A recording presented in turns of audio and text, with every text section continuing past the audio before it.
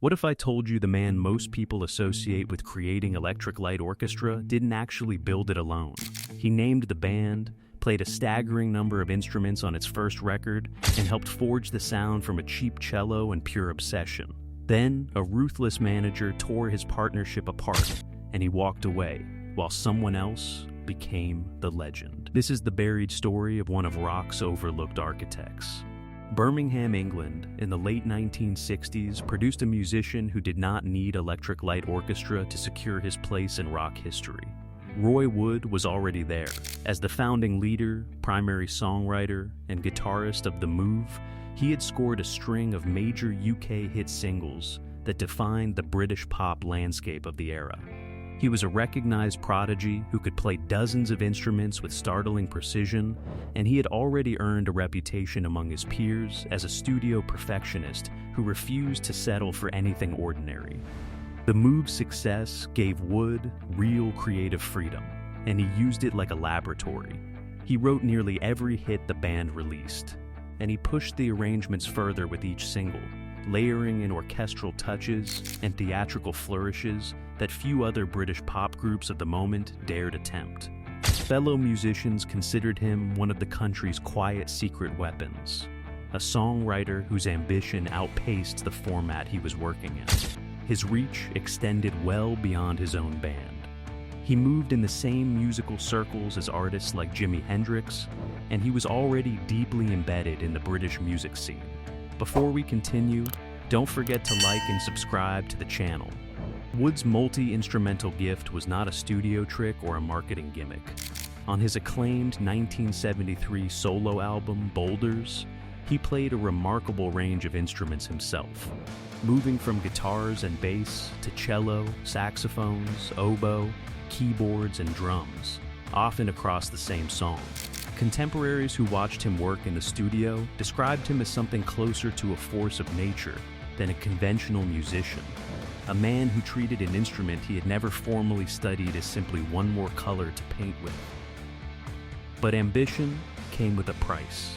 When the Move's management distributed a satirical promotional postcard depicting the British Prime Minister in a compromising scene to promote the single Flowers in the Rain, the Prime Minister sued for libel. A high court judge ruled that every songwriting royalty Wood earned from that track would be permanently donated to charity, a decision that went on depriving him of income for decades afterward. It was a brutal lesson in how quickly a brilliant idea could be turned against the man who created it, and it would not be the last time. Then, in 1970, Wood made a decision that would quietly reshape the future of rock music.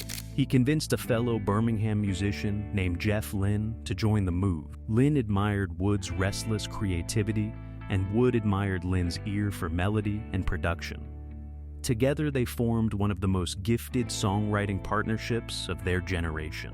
Neither of them understood yet that this partnership would also become the seed of one of classic rock's most enduring cases of mistaken credit.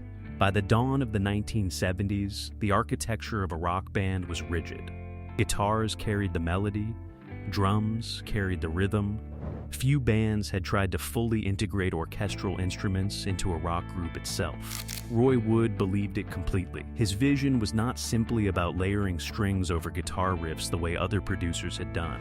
Wood wanted to shift the spotlight away from the electric guitar as the dominant voice and replace it with amplified cellos and violins, played with the same raw aggression as a lead guitarist attacking a solo. It was not commercial thinking. It sounded, to nearly everyone who heard the pitch, like professional suicide. Wood's obsession traced back to his childhood. He had never received formal training on any instrument besides drums, but early exposure to classical violin and piano, combined with a deep love for jazz innovators like Charlie Parker and Thelonious Monk, had instilled in him a permanent hunger to blur the boundaries between genres. He wanted to build something that had never existed before, a self-contained orchestra that could rock as hard as it could weep. He and Lynne began testing the idea quietly, using The Move as cover.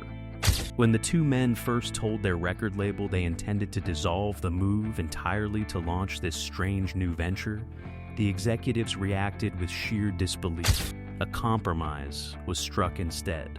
Wood and Lynn would keep recording as both bands simultaneously, using the guaranteed income from the move's remaining commercial pull to quietly bankroll their far riskier experiment.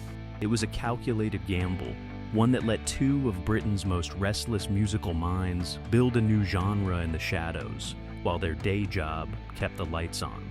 Hugh McDowell, a classically trained cellist from the Royal Academy of Music, who would eventually join the new project, later described the excitement of that shift.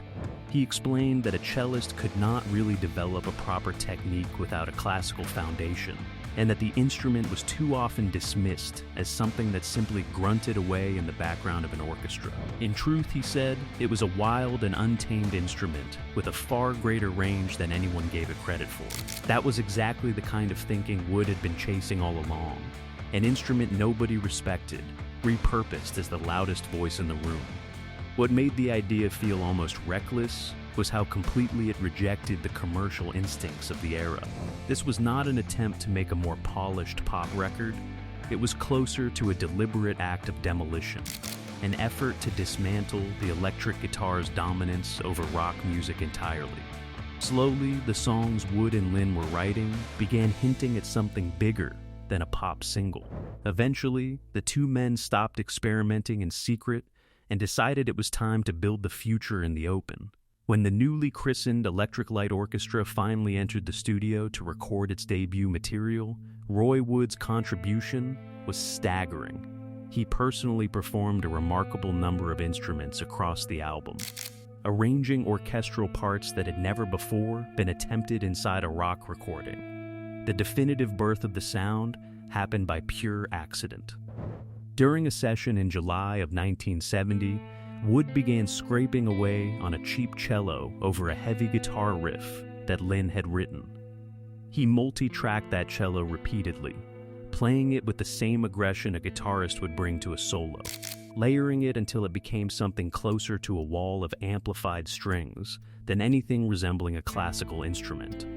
The result was a dense, thunderous new texture that Wood himself later called a heavy metal orchestra. That track, 10538 Overture, became their breakthrough single, climbing into the UK top 10 and announcing to the world that something genuinely new had arrived. Wood recalled the session years later, explaining that he and Lynn had a bit of spare time on their hands one afternoon and simply tried the riff with a cello. He described building the part layer by layer until it sounded unlike anything anyone had heard before. Even the song's title carried its own small legend. Drummer Bev Bevan remembered that Lynn's parents had an eccentric neighbor who believed he could fly and wandered around with numbers scrawled on his forehead, and that Lynn invented the number as a private tribute. Wood offered a more practical account, recalling that while mixing the untitled track, the number 1053 happened to be written on the console in front of them, and he suggested tacking on an 8 because it simply sounded better. The album's release brought its own comedy of errors. In the United States, a secretary at the American label tried and failed to reach the band's manager overseas to confirm the record's title. She left a note on her boss's desk, reading that she had called the UK and received no answer. That note was mistaken for the actual title, and the American pressing of the album went out into the world simply called No Answer. It was a fittingly strange beginning for a band built on happy accidents and raw, unpolished invention.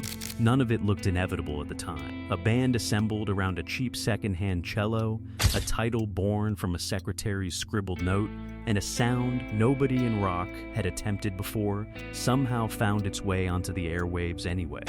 For listeners hearing 10538 Overture for the first time, there was nothing else on the radio that sounded remotely like it.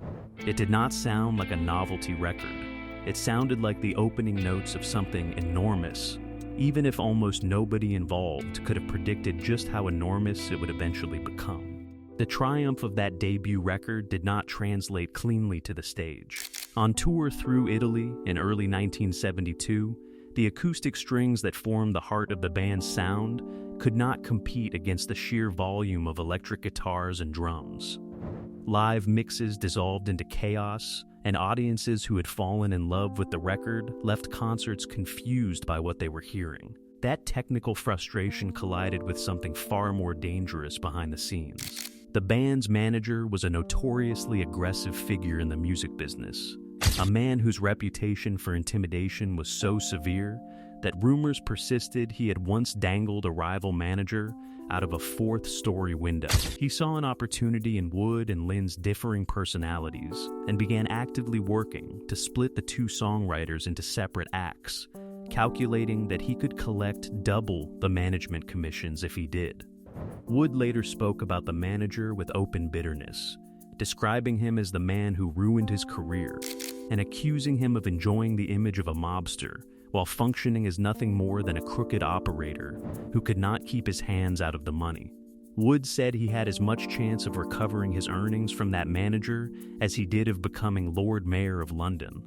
Years later, when asked whether he felt any warmth toward the man after his death, Wood dryly replied that he seemed to have misplaced the number for the florist. It was a small joke covering a real wound. The same man who would later be remembered as the father of a famous television personality had built his reputation in the music business on fear, and he used that fear deliberately, playing Wood's hunger for pure experimentation against Lynn's more commercial instincts until the two men who had once finished each other's musical ideas began to see each other as obstacles instead of partners.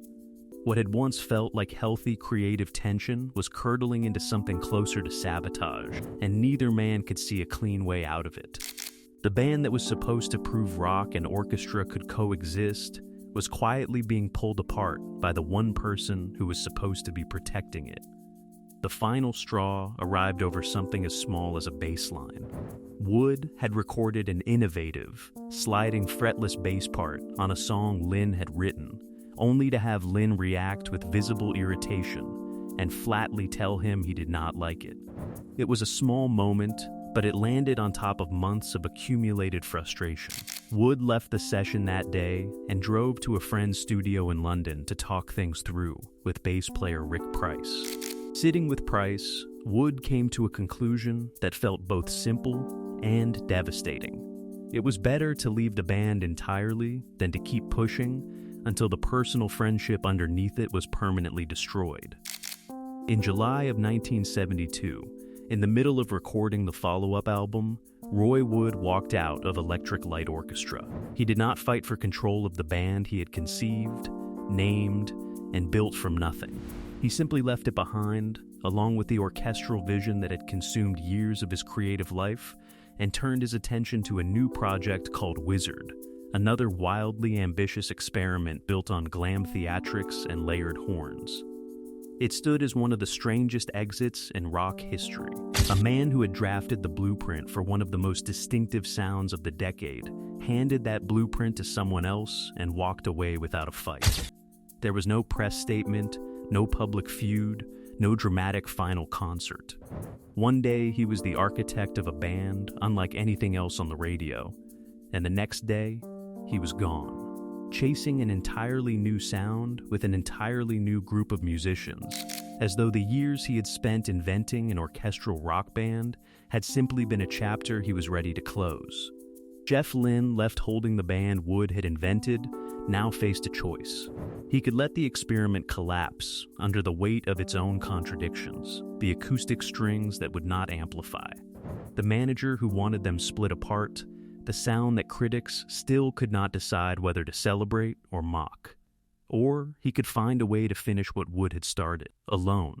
Lynne chose to finish it, and he did so with a discipline that Wood had never possessed. He solved the touring problems that had plagued the band's early years by adopting improved amplification and pickup technology, which finally allowed the string section to be heard clearly alongside loud rock instruments without collapsing into noise. Where Wood had chased chaos, Lynne chased precision, and the band's sound tightened into something the world could actually digest on the radio. As the band rose toward global stadium prominence, Lynne also moved to protect his ownership of its legacy. In late 1976, he chose to re-record an old Move composition called Do Ya, a song he had co-written with Roy Wood. Helping reintroduce it to a wider audience after a radio conversation made the issue of authorship impossible to ignore. That same drive for absolute control eventually turned inward.